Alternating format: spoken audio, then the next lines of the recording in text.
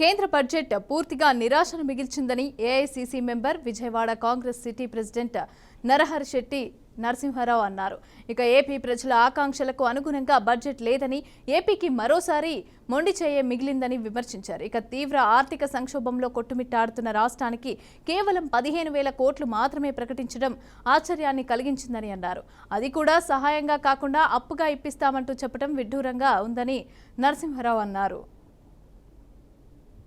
నరేంద్ర మోడీ గారు, నిర్మలా సీతారామన్ గారు ప్రవేశపెట్టినటువంటి బడ్జెట్ పేదలకి గొడవలు పెట్టు. ఆ బడ్జెట్లో ఎక్కడ కూడా ఒక భరోసా లేదు.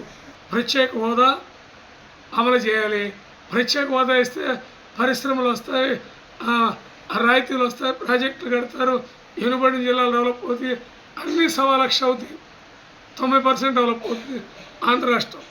ఇవాళ ఏదో కొన్ని రాజధాని నిర్మాణానికో లేకపోతే బేసికల్గా పోలవరం ప్రాజెక్టుకో ఇవాళ కూడా ఇప్పటి వరకు కూడా నిద్రపోయి ఇవాళ చంద్రబాబు నాయుడు గారు మీకు మద్దతు ఇస్తున్నారని, కూటమిలో ఉన్నారని, అలాగే అక్కడ నితీష్ కుమార్ గారు ఉన్నారని, ఆ బేస్లో ఈ 2 రాష్ట్రాలు ఈ దేశంలో ఉన్నటువంటి అన్ని రాష్ట్రాల మీద వివక్ష చూపించారు. ముఖ్యంగా మీ బీజేపీ పాలనలో లేనటువంటి రాష్ట్రాల్లో మీరు ఏం చేశారని మేము అడుగుతున్నాం.